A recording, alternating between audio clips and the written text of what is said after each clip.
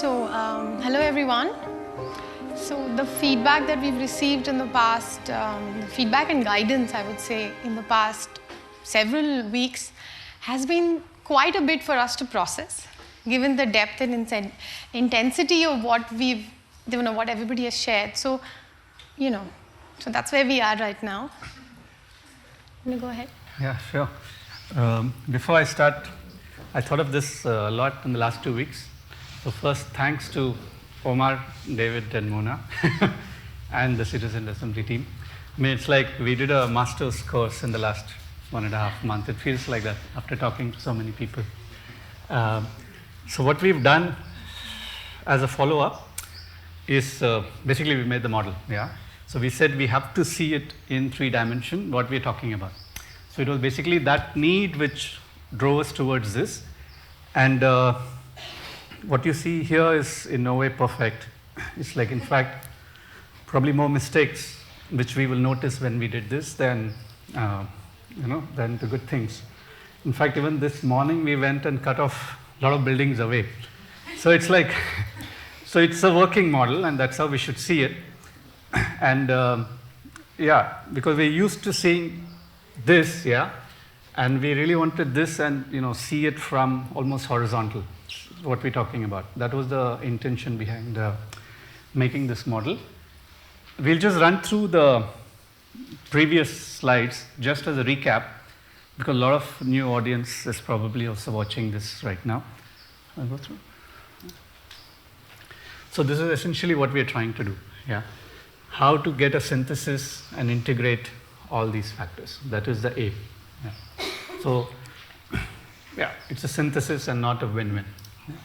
And we started at looking at the galaxy, basically saying what the galaxy offers us, which is basically looking at the old master plan, the models. So this was the first exercise which we did, which led us to an understanding of the geometry which happens at different parts of the galaxy, and how this will inform probably even how the DDP is prepared in different areas. And this is something which we said last time, the road is not apparent. So what is the road? What are we talking about? So it's that interpretation that we are trying to look at more deeply now. And this is what we're talking about. That I really like for what it is, and the edges.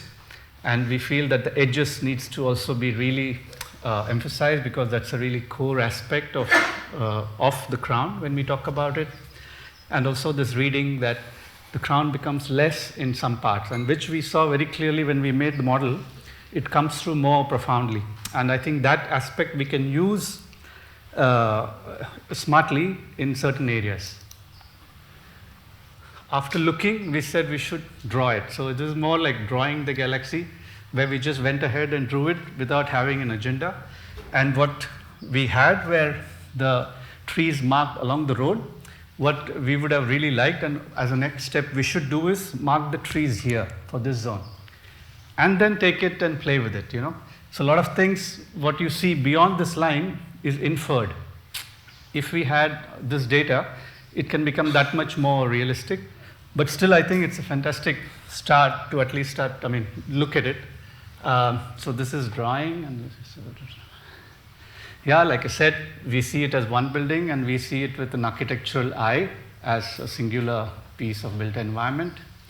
And the last line is the most important for us, is this shouldn't divide the town. And that's, I think, the key core thing. Just quickly, same points as last time, achieving a continuity of the built form that would be built by different architects over a long period of time, integrating and acknowledging the neighboring building, material palette, use one material from your neighboring building so that you get uniformity, but also diversity at the same time. Anticipate connections, and all these, many of these came through when we started doing the model. You could actually feel these things happening, and acknowledge the boundary definition of the courtyards and plots to be assigned, keeping in mind the edges of the crown. So now from the concept, we are coming to part of the context, taking it forward from what Marie was saying. The parks are holding the whole master plan. They are not only connecting to the green belt, but also the whole city. And when we start looking at what the parks are named, then it starts somehow making sense about what each zone really aspires to be. So for example, when we start with Maheshwari, there is wisdom and cosmic vastness. I hope you don't mind if I just read, because it kind of, so she comprehends all things and all beings and their nature and what moves them, and the law of the world and its times and how all was and is and must be. So somehow the international zone and a part of the residential zone makes sense, where there is Maheshwari Park, not just a park, but there is Maheshwari, you know. And then coming to Mahakali, that is strength and intensity. So to knowledge, which is Mahasaraswati side on the park, she gives a conquering might, brings to beauty and harmony, which is the Mahalakshmi Park, a mounting movement and imparts to the slow, difficult labor after perfection and impetus. So somehow these parks are named and in a certain way where they are holding the whole town almost.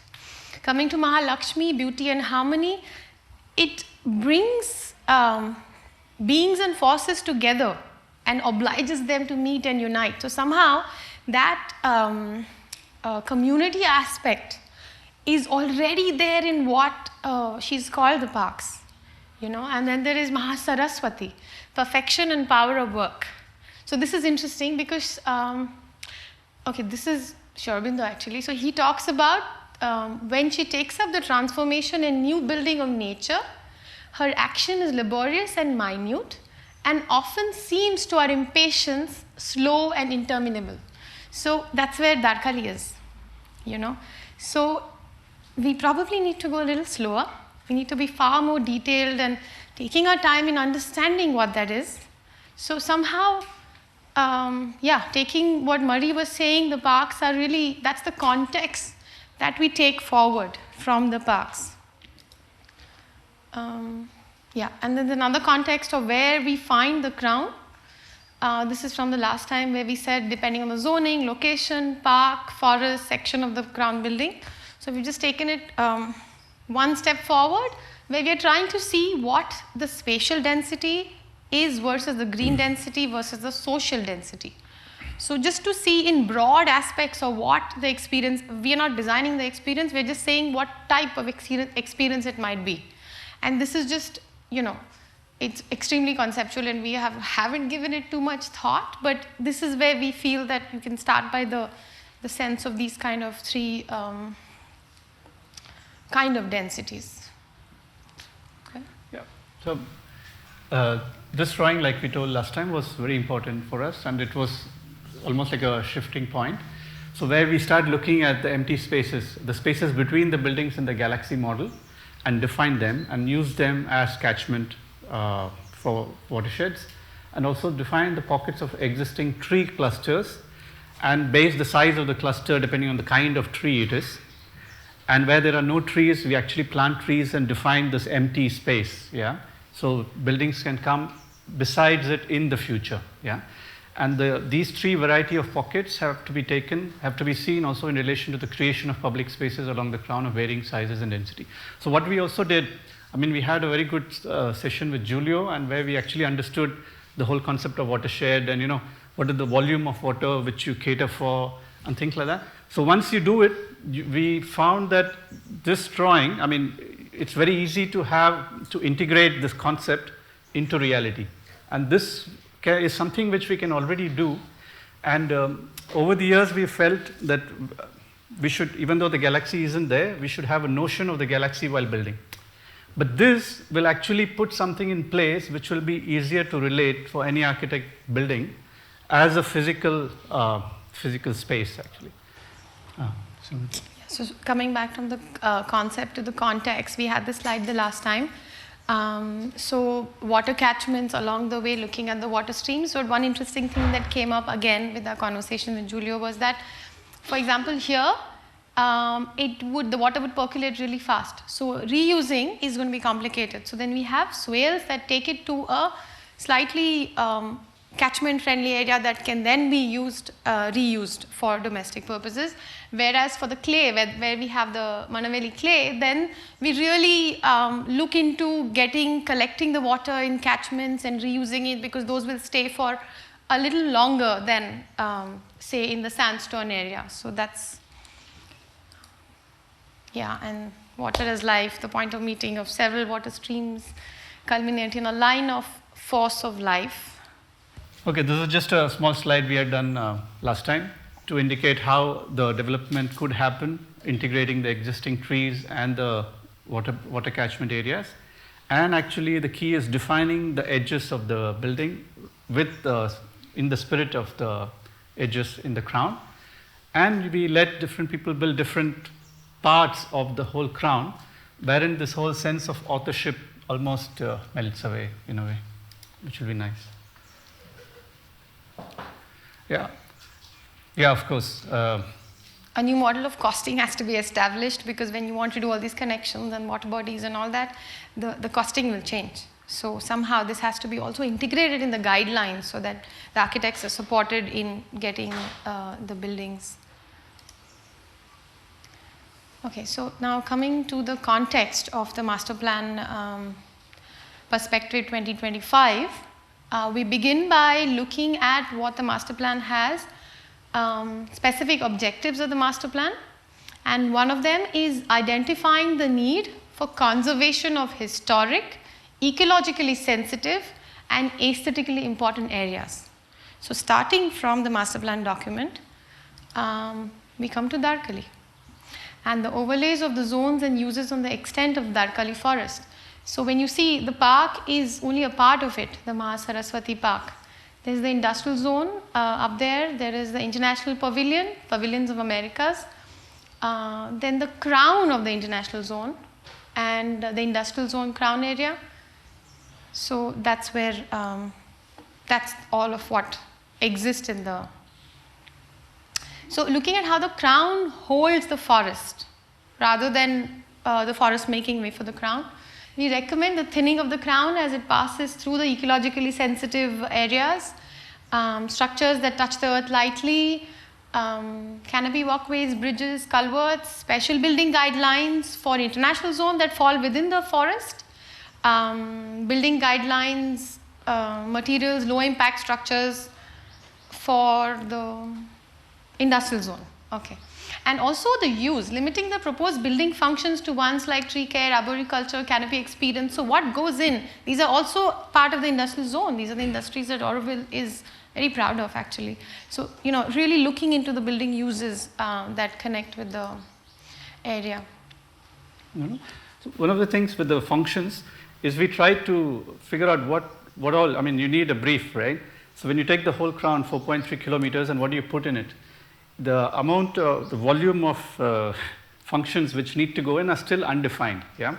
So what we are playing with is very flexible. We might realize that some uses are needed much ahead in the future. So we are just keeping space. It's almost that's what we are doing right now. And for Darkali specifically, we had a lot of interactions and exchange of ideas as to whether it should be a park through just a walkway through Darkali or something else. Because last time we said we see almost like a bridge which crosses Darkali. And after a lot of thinking, somehow, at least me, I'm still there. I have not changed my perspective yet. And I still feel the idea of a bridge still holds relevance, mainly because if we talk about, we have to look at the crown not just as the road. Yeah, if we're just talking about the road or a path, fine. But the moment we talk about crown buildings, which include this, then I feel it's better to address that point already now. Yeah? And by doing a bridge-like structure going above, and also what helps is, you'll see in the model, actually the Darkali almost goes down by 3 meters and comes up. There is a natural slope. So if we use that and have a different kind of architecture going along the crown street there, wherein you have just very simple pavilions which float among the trees, I think we have a great chance of redefining crown in this area, which will be very beautiful. And I think we shouldn't lose that chance. So that's where I'm going, I think. And also, 2 days back, we discovered that in some of the documents, these two lines of forces weren't there. So we are not sure whether, so if you ask us, we'll say, okay, remove those two lines of forces, yeah? If you say, okay, keep it, then we'll say, okay, let's do a line of force of water. But if you say it's not enough, then this is what we would do. So that's the gradation of our thinking. So if we do a line of force over the line of force of life, we feel it could look something very thin, very light, maybe just steel, wood, something like that, and something which rises gently over through the trees, and with related functions of what Darkali is doing, and the functions. No? Yeah. So this is the probably how it could be when you walk along the bridge going through Darkali. The previous slide is important. Yeah. So looking at the master plan document again, we've just collected everything for the permitted uses for the crown in different zones, and actually when you look at it, there are several repetitions. So really studying those uses can give, I'm sure it will give us pockets of places where the density can be really low. So this needs to really be looked at. For example, I think there's a sub post office twice, and then I think 2 banks or something like that. So yeah, so one can really study that. So in terms of qualitative, this is again from the last time, creating a sense of discovery, designing for cognitive ease, Shinrin Yoku, which a lot of people said, wow, that sounds lovely. An invitation for mindful movement through planned walkways and cycle paths, built environment that is planned as a nudge to pause, and bringing in a sense of delight. I don't understand mobility. So this, I just have a question, mobility for whom? Pedestrians, cyclists, bikes, cars, snakes, running toddlers, tippers with sand, goats, school buses, portus bags with aching backs, trucks, slow pedestrians with an unsteady gait. Now that you can decide what that might mean. Mongoose, tractors, through traffic, frogs who jump at headlights, the ones who are late, ambulance, fire truck, concrete mixers, e-bikes, cows. I don't know. So that's my bit about mobility. So this is we tried our hand at looking at the section. The section and the mobility kind of go together here. So this is the section from ATDC, and with the 16.7 meters with the different sections marked. So what's important to note here is when Roger looked at it and designed it, he was looking at the pedestrians using the space below the buildings, yeah? And this was for vehicular traffic. So that is the data which we have. And of course, we need the services going through. Now, what's important is the brief says the crown mobility is pedestrian and public EV transport at that speed. So I feel that as per Roger's section, the pedestrians are using this. So if this is the case, the crown street is purely for a public EV transport and cyclists who can use the same street without the need for an additional dedicated lane. So we could actually come with a smaller section of the road of just 6 meters, keeping that in mind, which will satisfy the brief, which is what is intended. Yeah?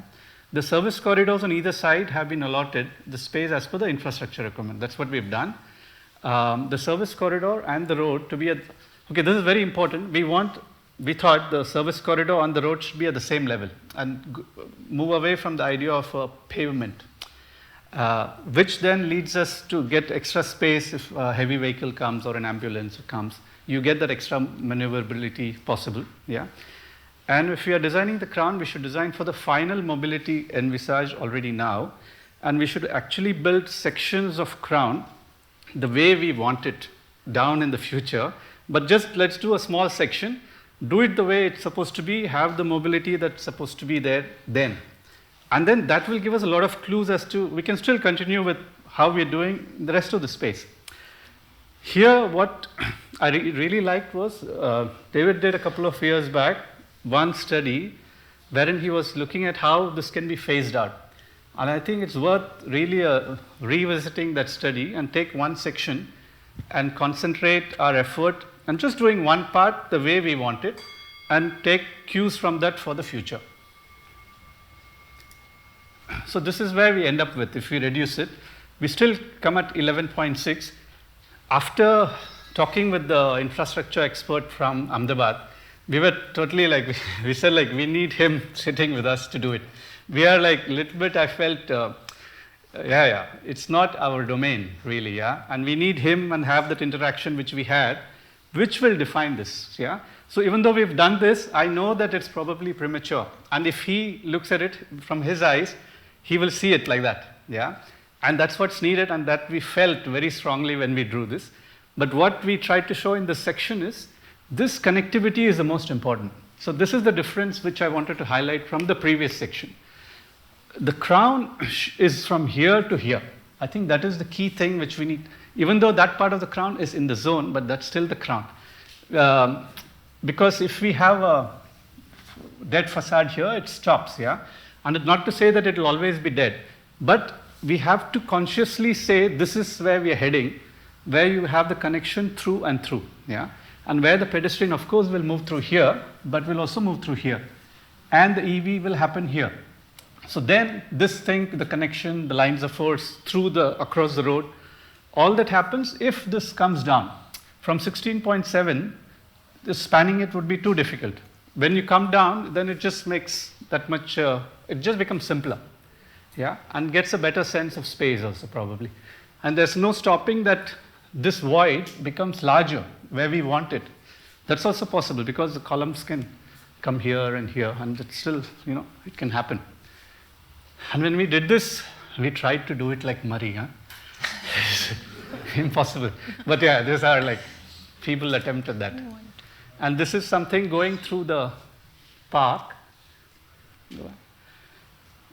wherein the notion was, when it goes through the park, just for the stretch of the park, both the service lanes kind of come together, and just for the stretch of the park become the road.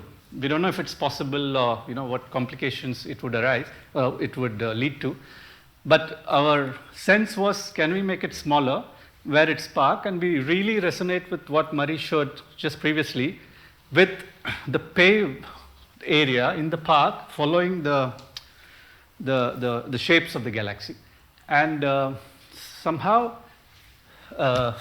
we felt that the crown should pass through the park, but with a much lower density. I don't think we should stop it, so which is why we tried to show it here, wherein you get a sense of the density reducing and then kind of going up again. When you're talking about the catchments, so designing for the dry season. So when we do the catchments, the wet season is very short. So we plan the blue is also the social infrastructure. So you actually make the catchments as social meeting places, small amphitheaters, and then of course then they fill up in the 2 or 3 months, and then they go back to being social infrastructure. So they are not just big holes in the ground, but really integrating the social life as well. So when we read the galaxy, what's very interesting is when the landscape in Roget's galaxy model is actually flowing. Yeah, it doesn't follow the structure of the galaxy. Yeah, and what we are proposing here is that we follow the structure in the landscape. Yeah, and the reason we are doing it is these connections we feel would evolve. Yeah, it's very. This is where the merge needs to happen, and this is kind of like a dilemma which I'm bringing out here. If you read this carefully, you see the way the galaxy moves, the landscape in the galaxy model moves. And this is something which, when we spoke to Paul, he kept talking about the connection, and it was like really puzzling for us, and we really tried to do it. And when the very important slide which Murray showed, no? So like when we talked last time, that you pick the galaxy model up, it'll almost come together because they're all connected.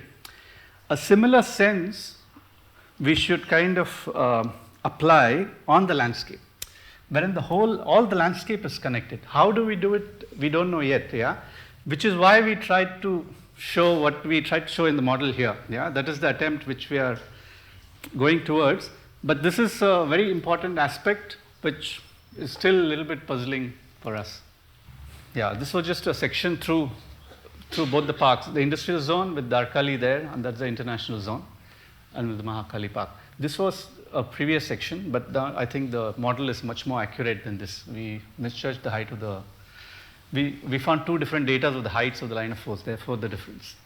And this is something which we did and we completed. So for 8 months, when you take the sun chart and see in the hottest time where the street might be hot, but we realized while doing the model that the moment you connect the street on top at different levels, not just the lines of force, but other parts as well, this will become much easier for us to solve. We can achieve quite a bit of shade even in the hot summer for people to move through, yeah, and just, yeah, I don't know, I'll just still do it. Just to emphasize, I mean, this image, no, street and avenue trees, yeah, and I think that's where we've gone, and it's cool. I mean, maybe there was a need at the time and we did it, but where we should go is something else, yeah, and I think that we should be aware of. That is a certain pattern, and that pattern you don't see it in the galaxy model. That's what we're trying to say, and we should be conscious of that. And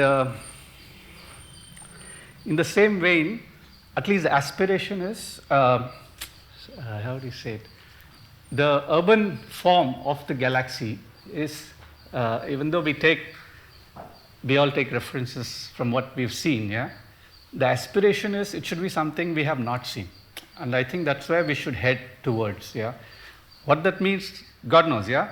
But we should consciously avoid going where we have gone. Yeah, I think that's where we should, yeah, that's the focus, let's say. Yeah. That's it. Thank you. Thanks a lot, yeah.